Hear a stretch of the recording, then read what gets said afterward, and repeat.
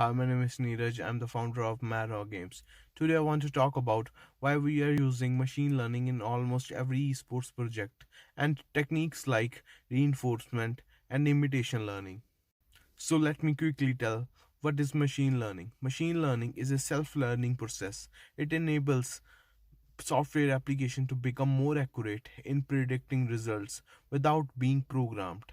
It automatically learns and improves from experience. In esports, machine learning can be really helpful. Non player characters will learn with the player and they will feel they are playing with real humans, like they will learn from their mistakes and improve. So basically, we are using techniques like reinforcement and imitation learning.